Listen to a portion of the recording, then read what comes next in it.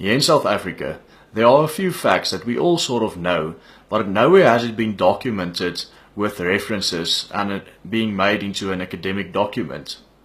That has changed with this book that was written by my friend called Kill the Boer, and then underneath it says Government Complicity in South Africa's Brutal Farm Murders.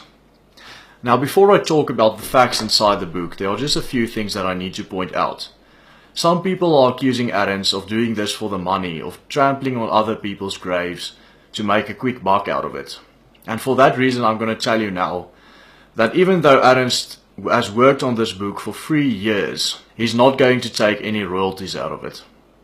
Also, for the same reason, I'm not going to provide any affiliate links to this book in the description. If you decide to buy it after watching this video, you can just Google Kill the Boer book and you'll find the appropriate links. I'm going to start with the thing that really touched me the deepest. And that is two things that have been pointed out inside this book. The first one is a gang leader from Cape Town who was in jail for farm murders, who has confessed that he got his orders to kill the farmers from Julius Malema himself. The other one is an ANC member who also killed people, who then later confessed to Arends Roots and AfriForum that he killed them because he got the orders directly from Luthuli House, which is the ANC's headquarters. Now, these are very, very, very serious allegations, but what really solidifies the argument of the government's complicity in farm murders for me is the fact that none of these has been investigated. Both were thrown under the rug. I was talking to Arends Roots about this specific point in an interview at the Kill the Boer book launch. Yes, so there was an audio clip that was played on Carte Blanche, the current affairs show, more than a year ago, where a general of the 28 prison gang said, he was recorded having said that Julius Malema came to speak to them in prison, and he spoke to them about farm murders, and he asked them when he comes out, if they need weapons to kill farmers, they can come to him. And that was recorded and it was aired on Carte Blanche, and there's been no investigation into that. It's an extremely serious allegation, and it hasn't even been investigated. And then also, I spoke during the course of writing this book. I was contacted by someone from prison who said to me he needs to speak to me urgently. He has information that he wants to share with me. I went to see him. He said to me that he has committed a farm murder, and he said that he was a member of Mkhonto Isizwe, which is of course the military wing of the ANC, and he said that the ANC told him to murder that farmer, and when he did so and when he was caught, they pretended like they didn't know who he was. While we were at the book launch, an interesting development was that the current leader of the third biggest party in South Africa, the EFF, Julius Malema, tweeted out that he was maybe behind farm murders. Something that Arends also said during the interview that pointed to government complicity was: the book is about how and why the South African government should be regarded as complicit, and there are a variety of reasons for that. As a matter of fact, there are 10 different reasons which I highlight in the book. One of them is, for example, the fact that in 2007, according to government statistics, there was a 25% increase in farm attacks, and the government's response to this is we're not going to release any more statistics about this. Other than that, we find that there's repeated incidents of hate speech towards white farmers by even the state president, negative stereotyping of farmers, and in the book I also tell some stories of cases of incidents where the ANC seem to have been involved with the attacks to some extent, and where members of the police seem to have been involved. One of the most touching stories in this book was the story of Mirihandra Yenis, where she told about her husband that was murdered in front of her and her children. Emotions were running high at the book launch event while she was telling this story to us. We struggled, I pulled back. At that stage, my daughter, who was 6, put up her little hand and she said, "I've got money. You can take my money. I've got a piggy bank." And I just wanted the floor to swallow her. I showed her, don't say anything. I didn't want them to turn around. I didn't want them to see her or look at her. As they turned around towards her, my husband got up for the very last time. He gave 2 steps forward and he said, "Please, sounded like he was crying, which he was. And then the one guy said, "Oh, just kill him, brother. Just kill him." The shot rang out, and it hit him between the eyes, right in front of us. She said to me the other night, "Mommy, they killed me too that night." And I said to her, "No, she's 8 years old now." I said to her, "You're not dead. We're still here. I need to show them that life can still be good, even though they've seen the worst." I said to her, "You're still alive. We're still here." She said, "No, they killed me too." While we were sitting there and the emotions were running high, we just heard about another farm murder that just happened in Hartbeespoort. What sets these farm murders apart from all the other murders in the country is the absolute brutality. I'm going to read you a few stories from the book about the torture and brutality of these murders. The first story is of Trevor Rees. He was tortured with pliers, electric pliers, and then bleach were forced down his throat to kill him. The second was Nikki Simpson. She was tortured with an electric drill. They drilled holes into her feet, her legs, and her hands. The third one I want to talk about is Gwen Cooks. She was stripped naked and asked if she wanted to be raped or shot. She said she would rather be shot.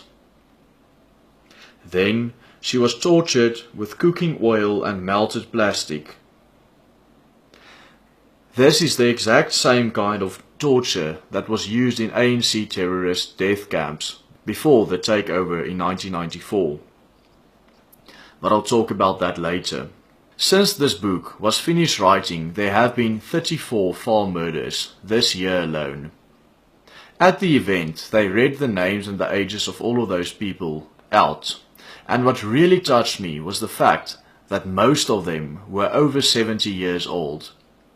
These attackers are preying on the elderly and sometimes the children and women. One of the most significant things that Ernst Roets points out in this book is the method of torture that was used in the ANC death camps abroad in the past regime are the exact same methods sometimes used in farm attacks. I don't really want to go into detail on these methods, but I'll quickly read some of them to you. The dripping of melted plastic and warm cooking oil onto the victims, like we just saw what happened to one of the victims.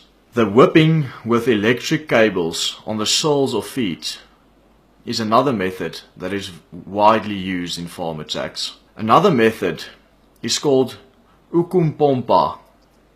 It's where the cheeks of the victim are inflated and then they are slapped through the face with a shoe to pop their eardrums. These are just a few examples of the torture method learned in ANC death camps that are also used in farm attacks today. Talking too much about the numbers won't do justice to the mood of this video, but in the book the numbers are very clearly stated. I have made a video about the exact numbers of the killings as well as how the media report on them. A video link will be in the description. But just one thing that I want to point out in this video is that black on white killings are 5,750% higher than white on black killings. Yet, the media are 11 times more likely to report on a white on black incident than they are to report on a black on white incident. If you want to know more about the numbers, you can also buy the book or go watch the video that I made about them. The last point that I want to get to is one that I have personal experience with. Many people in the media claim that these attacks are not racial, or in most cases not racial. To debunk that myth, I have a personal story to tell. This story isn't in the book because it happened many years ago when I was still a high school boy. My great uncle and aunt were tortured to death, and in the blood the attacker wrote 666 white devils on the walls of the house after he tortured them to death. Yet, the attack was not classified as a racial farm attack.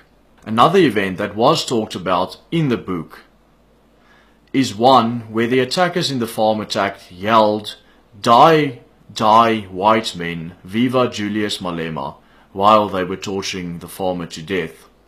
Yet, in the official statistics, this was also not a racial attack, or an attack with a racial motive. It's very easy to prove that the official statistics are skewed to hide the racial components of these attacks. Before I get to the bonus content, I just want you to, if you enjoy the content that I produce on this channel, subscribe to my channel, and also remember to like this video and comment and share it with all of your friends. It is especially important that you comment so that the ratings of this video can go up and more people can hear these stories. Let's take a look at the interview that I had after the launch of the book with Steve Hofmeyer. I'm standing here with Steve Hofmeyer, very famous Afrikaans singer and activist for Afrikaner and Boer rights. How are you, Steve? Fantastic, Willem, thank you very much. We were just here at the Kill the Boer book launch, and Steve, what were your thoughts sitting in there? Yeah, they usually give you an opportunity to ask questions, but I've learned to put a guard in front of my mouth when I'm embittered, when I'm angry, when I'm frustrated. So I shut up. I sat there and listened to it. 10 years ago, when I started mentioning the disproportionate murders, it was taboo. I became the most boycotted white man in Africa for being a racist. 10 years later, there's a book about it. I'm telling you now, there's a white genocide. It will be tabooed from here onwards. I will be boycotted. 10 years from now, there will be a book to prove that.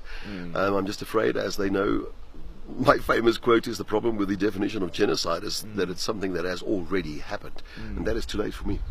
So I'm sorry it's happening to my people. I'm sorry that my silences is letting a few of those murders through. We're working with the most conservative stats, which means we are overlooking some people who are dying tonight.